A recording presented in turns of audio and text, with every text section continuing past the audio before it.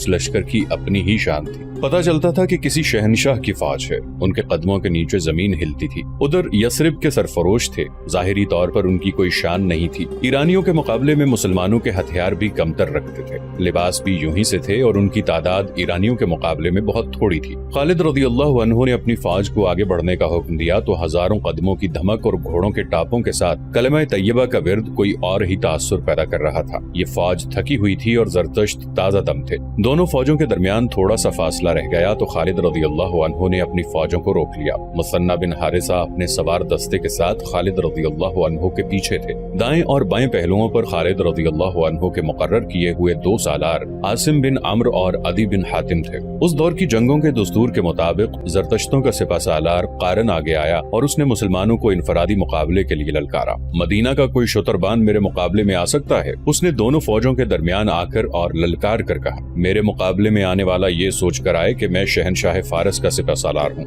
मैं हूँ तेरे मुकाबले में आने वाला। खालिद रज़ियल्लाहु अन्हु ने अपना घोड़ा आगे बढ़ाया और ललकारे, कारन आ और अपने सालार हुर्मुज के कत्ल का इंतकाम ले। मैं हूँ उसका कातिल। खालिद रज़ियल्लाहु अन्हु अभी कारन से कुछ दूर ही थे कि खालिद रज़ियल्लाहु अन्हु के अक़ब से एक घोड़ा तेजी से आया और खालिद रज़ियल्लाहु अन्हु के करीब से गुजर गया। पीछे रहे इब्ने वलीद। ये घुड़सवार ललकारा, आतिश परस्तों का ये सालार मेरा शिकार है।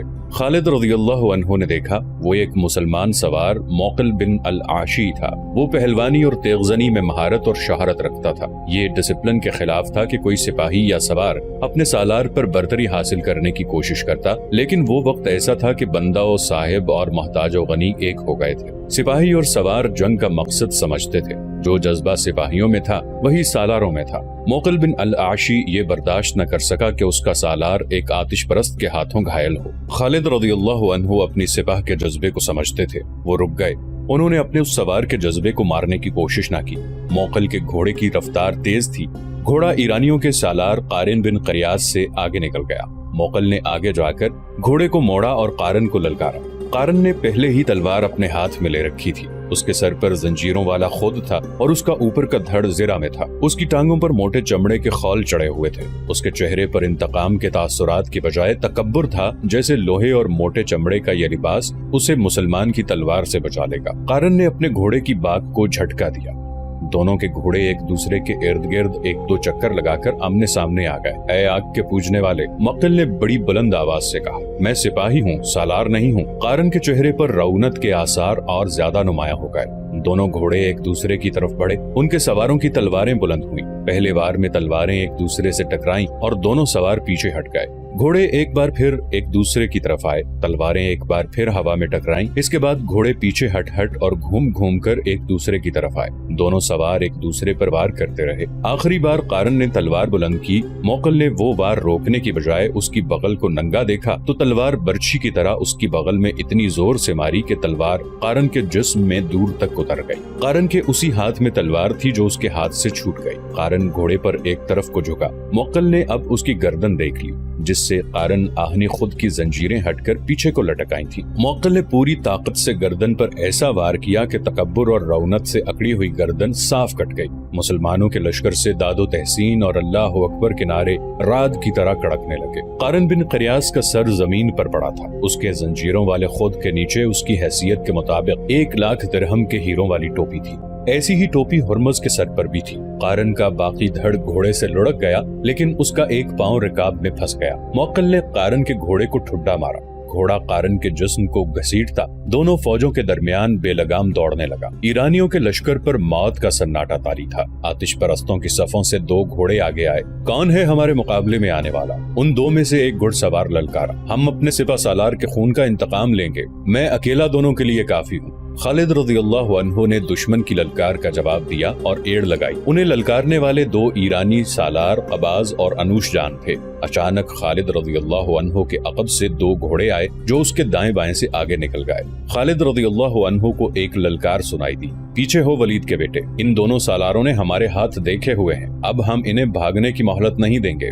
खालिद रज़ियल्लाहु अन्हु के लश्कर के दूसरे सवार ने कहा।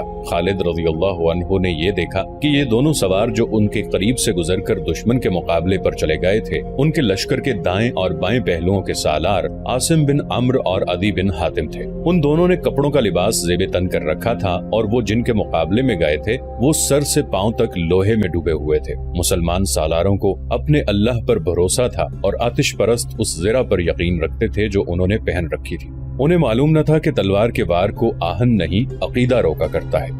دونوں طرف تجربہ کار سالار تھے جو تیغ زنی کی مہارت رکھتے تھے۔ ان کی تلواریں ٹکرانے لگیں۔ مسلمانوں کی تلواریں آتش پرستوں کی زرہ کو کاٹنے سے قاصر تھیں، اس لیے وہ محتاط ہو کر وار کرتے تھے تاکہ تلواروں کی دھار کو نقصان نہ پہنچے۔ عاصم اور عدی اس طاق میں تھے کہ دشمن کا کوئی نازک اور غیر محفوظ جسم کا حصہ سامنے آئے تو وہ معقل کی طرح وار کریں۔ آخر کار ان دونوں نے باری باری معقل ہی کی طرح اپنے اپنے دشمن کے قریب جا کر انہیں موقع دیا کہ وہ اوپر سے تلوار کا وار کریں۔ آتش پرستوں کے سالاروں نے وہی غلطی کی جو قارن نے کی تھی۔ انہوں نے بازو اوپر کیے اور تلواریں ان کی بغلوں میں داخل ہو گئیں اور دونوں کی تلواریں گر پڑیں۔ خالد رضی اللہ عنہ نے جب دیکھا کہ زرتشتوں کا سپہ سالار مارا گیا اور اس کے بعد اس کے دونوں سالار بھی جنہیں اپنے لشکر کو منظم طریقے سے لڑانا تھا مارے گئے ہیں، تو خالد رضی اللہ عنہ نے اپنے لشکر کو حملے کا حکم دے دیا۔ ایرانیوں کے لشکر میں وہ سپاہی بھی تھے جو اپنے دلوں پر مسلمانوں کی دہشت لیے ہوئے جنگ سلاسل سے بھاگے تھے۔ اب انہوں نے اپنے 3 سالاروں کو مرتے دیکھا تو ان کی دہشت میں اضافہ ہو گیا۔ انہوں نے یہ دہشت اپنے سارے لشکر پر حاوی کر دی۔ لشکر کا حوصلہ تو پہلے ہی مجروح ہو چکا تھا، یہ لشکر مقابلے کے لیے بہرحال تیار ہو گیا۔ ایرانیوں کو یہ فائدہ حاصل تھا کہ ان کے پیچھے دریا تھا جس نے ان کے عقب کو محفوظ کیا ہوا تھا۔ اس دریا کا دوسرا فائدہ انہیں یہ نظر آ رہا تھا کہ اس میں بڑی کشتیاں بندی ہوئی تھیں جو لشکر کے ساتھ آئی تھیں۔ پسپا ہونے کے لیے ان کشتیوں نے ان کے کام آنا تھا۔ انہیں یہ ڈر بھی نہیں تھا کہ مسلمان تعاقب میں آ سکیں گے۔ خالد رضی اللہ عنہ کے حملے کا انداز ہلہ بولنے والا یا اندھا دھند ٹوٹ پڑنے والا نہیں تھا۔ انہوں نے ایک ہی بار میں اپنے تمام دستے جنگ میں نہیں جھونک دیے۔ انہوں نے قلب کے دستوں کو باری باری آگے بھیجا اور انہیں ہدایت دی کہ وہ دشمن کی صفوں کے اندر نہ جائیں بلکہ دشمن کو اپنے ساتھ آگے لانے کی کوشش کریں۔ اس کے ساتھ ساتھ خالد رضی اللہ عنہ پہلوؤں کو اس طرح پھیلاتے چلے گئے کہ وہ دشمن پر پہلوؤں سے حملہ کر سکیں۔ دشمن کے سپہ سالار اور 2 سالاروں کی لاشیں گھوڑوں کے سموں تلے کچلی مسلی گئی تھیں۔ یہ فارس کی شہنشاہی کا غرور تھا جو مسلمانوں کے گھوڑوں تلے کچلا جا رہا تھا۔ اس صورتحال میں آتش پرستوں کے حوصلے مر سکتے تھے، بیدار نہیں ہو سکتے تھے۔ مسلمانوں کے نعرے اور ان کی للکار ان کے پاؤں اکھاڑ رہی تھی۔ زرتشت کے پجاریوں، اللہ کو مانو، ہم ہیں محمد صلی اللہ علیہ وآلہ وسلم کے شہدائی، اور اللہ اکبر کے نعروں سے فضا کانپ رہی تھی۔ جوش و خروش تو مثنہ بن حارثہ کے سواروں کا تھا، ان کی للکار الگ تھلگ تھی۔ اپنے غلاموں کی ضرب دیکھو، آج ظالموں سے خون کا حساب لیں گے، بلاؤ ارد شیر کو، زرتشت کو آواز دو۔ ایرانی سپاہ کے حوصلے جواب دینے لگے۔ ان کی دوسری کمزوری نے ان کے جسم توڑ دیے۔ یہ کمزوری ان کے ہتھیاروں کا اور زرہ کا بوجھ تھا۔ وہ تھکن محسوس کرنے لگے۔ خالد رضی اللہ عنہ نے جو اپنی سپاہ کے ساتھ سپاہیوں کی طرح لڑ رہے تھے بھانپ لیا کہ آتش پرست ڈھیلے پڑتے جا رہے ہیں۔ انہوں نے جس شدت سے مقابلے اور جوابی حملوں کا آغاز کیا تھا اس شدت میں نمایاں کمی نظر آنے لگی۔ خالد رضی اللہ عنہ نے اپنے قاصد پہلوؤں کے سالاروں عاصم بن عدی کی طرف اس حکم کے ساتھ دوڑا دیے کہ اپنے اپنے پہلوؤں کو اور باہر لے جا کر بیک وقت دشمن کے پہلوؤں پر حملہ کریں۔ اس کے ساتھ ہی خالد رضی اللہ عنہ نے قلب کے پیچھے رکھے ہوئے محفوظہ یعنی ریزرو کے دستے کو دشمن کے قلب پر حملے کا حکم دے دیا۔ ان دستوں کو جو پہلے موج در موج کے انداز سے حملے کر رہے تھے خالد رضی اللہ عنہ نے پیچھے ہٹا لیا تاکہ وہ جوش و خروش میں ایسی تھکن محسوس نہ کرنے لگیں جو ان کی برداشت سے باہر ہو جائے۔ ایرانی لشکر مسلمانوں کے نئے حملوں کی تاب نہ لا سکا۔ ان کا جانی نقصان بہت ہو چکا تھا۔ اب وہ بکھرنے لگے۔ مسلمانوں نے دیکھا کہ پیچھے جو ایرانی سپاہی تھے وہ دریا کی طرف بھاگے جا رہے تھے۔ اس وقت مسلمانوں کو وہ کشتیاں دکھائی دیں جو سینکڑوں کی تعداد میں دریا کے کنارے بندی تھی۔ کشتیاں توڑ دو، ایک مسلمان کی للکار سنائی دی۔ دشمن بھاگنے کے لیے کشتیاں ساتھ لایا ہے، ایک اور للکار سنائی دی۔ جب یہ للکار خالد رضی اللہ عنہ تک پہنچی تو انہوں نے دائیں بائیں قاصد اس حکم کے ساتھ دوڑا دیے کہ دشمن کے عقب میں جانے کی کوشش کرو اور ان کی کشتیاں توڑ دو یا ان پر قبضہ کر لو۔ قبضہ کر لینے کی صورت میں یہ کشتیاں خالد رضی اللہ عنہ کے لشکر کے کام آ سکتی تھیں، انہیں بھی دریا پار کرنا تھا۔ جب یہ حکم سالاروں تک اور سالاروں سے سپاہیوں تک پہنچا تو یہی ایک للکار بلند ہونے لگی، کشتیوں تک پہنچو، کشتیاں بیکار کر دو، کشتیاں پکڑ لو۔ اس للکار نے آتش پرستوں کا رہا سہا دمخم بھی توڑ دیا۔ زندہ بھاگ نکلنے کا ذریعہ یہی کشتیاں تھیں جو مسلمانوں نے دیکھ لی تھیں۔ ایرانیوں نے لڑائی سے منہ موڑ کر کشتیوں کا رخ کیا۔ وہ ایک دوسرے سے پہلے کشتیوں میں سوار ہونے کی کوشش کے لیے دھکم कलम पेल करने लगे। उनकी हालत डरी हुई भेड़ों की मानिंद हो गई जो एक दूसरे की आड़ में छुपने की कोशिश किया करती हैं। ईरानी सिपाहियों ने कश्तियों पर सवार होने के लिए घोड़े छोड़ दिए। हालांकि कश्तियां इतनी बड़ी थीं कि उन पर घोड़े भी लिए जा सकते थे। ये था वो मौका जब मुजाहिदीन इस्लाम के हाथों आतिश परस्तों का कत्लेआम शुरू हो गया। वो कश्तियों में सवार होने की कोशिश में कट रहे थे। उनमें जो कश्तियों में सवार हो गए और रस्से खोलकर कश्तियां किनारे से हटा ले गए, उनमें ज्यादातर मुसलमानों के तीरों का निशाना बन गए। फिर भी कुछ खुशनसीब थे जो बचकर निकल गए। तकरीबन तमाम मौर्रिखों ने लिखा है कि इस मारके में 30,000 ईरानी फौजी मारे गए। जख्मियों की तादाद किसी ने नहीं लिखी। तसव्वुर किया जा सकता है कि जहां इतनी अमवात हुई वहां जख्मियों की तादाद इन्हीं के लगभग होगी। इसका मतलब ये था कि शहनशाह फारस की इस जंगी कुव्वत का बुत टूट गया था जिसे नाकाबिले तस्खीर समझा जाता था। अल्लाह की तलवार ने किसरा की ताकत और गुरूर पर कारी ज़रब लगाई थी जिसने मदाइन में कसरा के ऐवानों को हिला डाला था। दरियाए मौक्कल के किनारे खून में डूब गए थे। मैदान जंग का मंजर बड़ा ही भयानक था। दूर दूर तक लाशें और तड़पते जख्मी बिखरे नजर आते थे। जख्मी घोड़े दौड़ते फिरते और जख्मियों को रौंदते फिर रहे थे। मुजाहिदीन इस्लाम अपने जख्मी साथियों को और शहीदों की लाशों को उठा रहे थे। मैदान खून से लाल हो गया था। खालिद रज़ियल्लाहु अन्हु एक बुलंद जगह पर खड़े मैदान जंग को देख रहे थे। एक तरफ से एक घुड़सवार घोड़े को सर पर दौड़ाता आया। उसने खालिद रज़ियल्लाहु अन्हु के करीब आकर घोड़ा रोका। वो मुसन्ना बिन हारिसा थे। घोड़ा खालिद रज़ियल्लाहु अन्हु के पहलू के साथ करके मुसन्ना घोड़े पर ही खालिद रज़ियल्लाहु अन्हु से बगलगीर हो गए। इब्ने वलीद, मुसन्ना ने जज्बात से लरसती हुई आवाज में कहा, मैंने आज मजलूम मुसलमानों के खून का इंतकाम ले लिया है, अभी नहीं इब्ने हारिसा। खालिद रज़ियल्लाहु अन्हु ने बड़े संजीदा लहजे में कहा, अभी तो इब्तदा है, हमारे लिए असल खतरा अब शुरू हुआ है। क्या तुमने इन कश्तियों की तादाद नहीं देखी? क्या तुमने नहीं देखा कि ये कश्तियां कितनी बड़ी और कितनी मजबूत थीं? और तुमने ये भी देखा होगा कि फारसियों के पास साजो सामान किस कदर ज्यादा है। उनके वसाइल बड़े वसी हैं। हम अपने वतन से बहुत दूर आ गए हैं। हमें अब उन्हीं से हथियार और रसद छीनकर अपनी जरूरत पूरी करनी है। ये काम आसान नहीं है इब्ने हारिसा, और मेरे लिए ये भी आसान नहीं है कि मैं इन दुश्वारियों और महरूमियों से घबराकर यहीं से वापस चला जाऊं। हम वापस नहीं जाएंगे इब्ने वलीद, मुसन्ना ने पुरअज़्म लहजे में कहा। हमें किसरा के ऐवानों की ईंट से ईंट बजानी है। हमें इन आतिश परस्तों पर यह साबित करना है कि झूठे खुदा किसी की दस्तगीरी नहीं कर सकते। खालिद रज़ियल्लाहु अन्हु ने अपने सालारों को बुला लिया। इससे पहले वो माल गनीमत इकट्ठा करने का हुक्म दे चुके थे। हमारी मुश्किलात अब शुरू हुई हैं। खालिद रज़ियल्लाहु अन्हु ने अपने सालारों से कहा, हम इस वक्त दुश्मन की सरजमीन पर खड़े हैं। यहाँ के दरख्त और यहाँ के पत्थर और इसकी मट्टी का जर्रा जर्रा हमारा दुश्मन है। यहाँ के लोग हमारे लिए अजनबी हैं। इन लोगों पर फारस की शहनशाही की दहशत तारी है।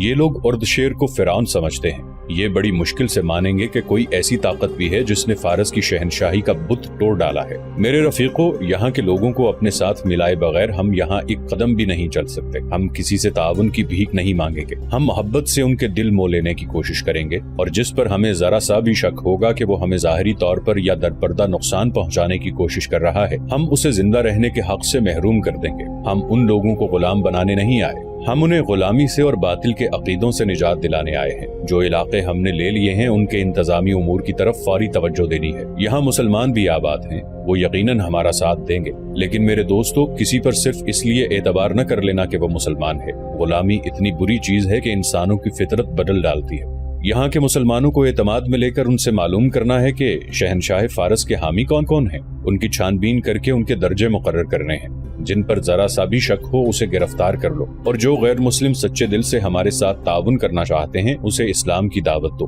मैं मुख्तलिफ शोबे कायम कर रहा हूँ। खालिद रज़ियल्लाहु अन्हु ने मफतूहा इलाकों के बाशिंदों पर सबसे ज्यादा तवज्जो दी। उन्होंने ऐलान किया कि जो गैर मुस्लिम बाशिंदे मुसलमानों की इताअत कबूल कर लेंगे उनसे जिजिया वसूल किया जाएगा, और मुसलमान उन्हें अपनी पनाह में समझेंगे। उनकी जरूरियात और उनकी जानो माल का तहफ़्फ़ुज़ मुसलमानों की जिम्मेदारी होगी। इस ऐलान के साथ ही बेशतर बाशिंदे मुसलमानों की पनाह में आ गए।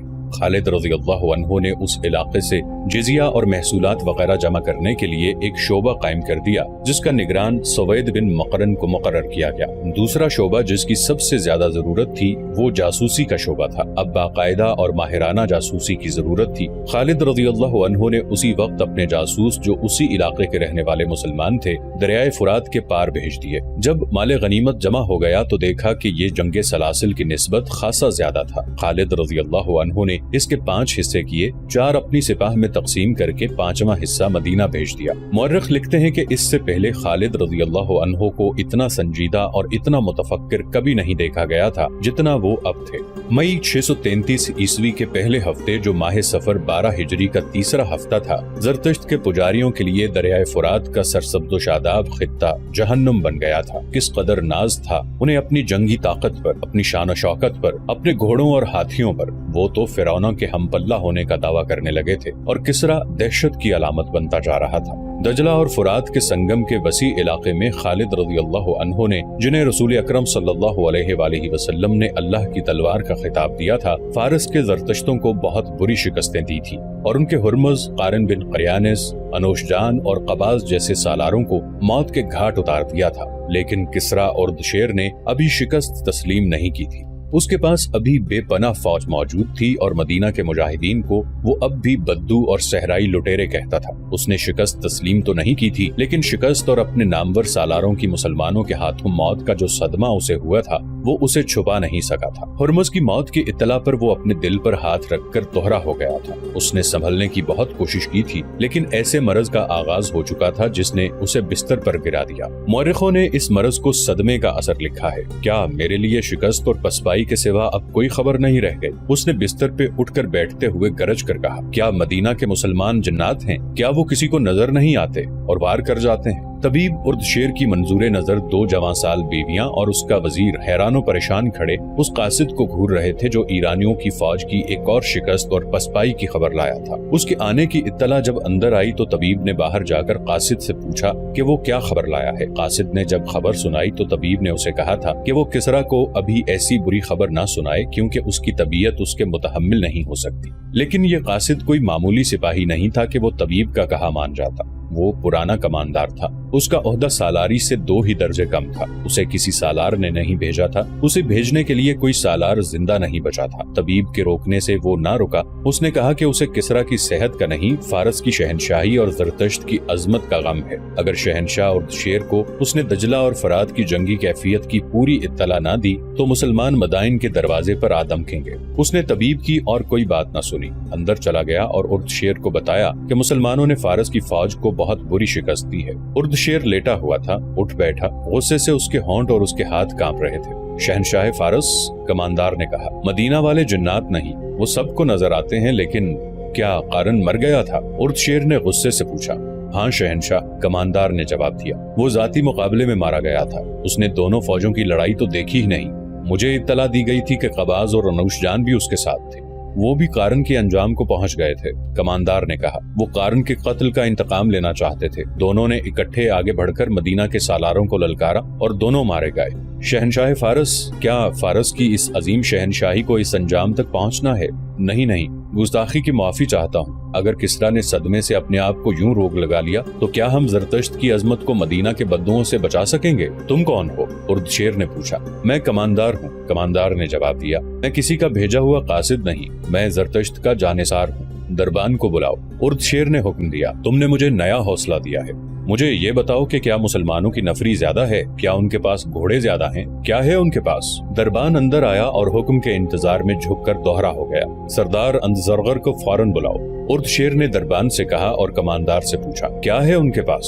بیٹھ جاؤ اور مجھے بتاؤ۔ ہمارے مقابلے میں ان کے پاس کچھ بھی نہیں، کماندار نے جواب دیا۔ ان میں لڑنے کا جذبہ ہے، میں نے ان کے نعرے سنے ہیں، وہ نعروں میں اپنے خدا اور رسول کو پکارتے ہیں۔ میں نے ان میں اپنے مذہب کا جنون دیکھا ہے، وہ اپنے عقیدے کے بہت پکے ہیں اور یہی ان کی طاقت ہے۔ ہر میدان میں ان کی تعداد تھوڑی ہے۔ ٹھہر جاؤ، اردشیر نے کہا، اندزرغر آ رہا ہے، مجھے اپنے اس سالار پر بھروسہ ہے۔ اسے بتاؤ کہ ہماری فوج میں کیا کمزوری ہے کہ اتنی زیادہ تعداد میں ہوتے ہوئے بھاگ آتی ہے۔ اندزرغر، اردشیر بستر پر نیم دراز تھا، اپنے ایک اور نامور سالار سے کہنے لگا، کیا تم نے سنا نہیں کہ قارن بن قریان بھی مارا گیا ہے، قباز بھی مارا گیا اور انوشجان بھی مارا گیا ہے؟ اندزرغر کی آنکھیں ٹھہر گئیں جیسے حیرت نے اس پر سکتہ طاری کر دیا ہو۔ اسے بتاؤ کماندار، اردشیر نے کماندار سے کہا، کیا میں ان حالات میں زندہ رہ سکوں گا؟ कमांदार ने सालार इंदज़रगर को तफसील से बताया कि मुसलमानों ने उन्हें दरियाए मौकल के किनारे किस तरह शिकस्त दी है और ये भी तफसील से बताया कि मदाइन की फौज किस तरह भागी है। इंदज़रगर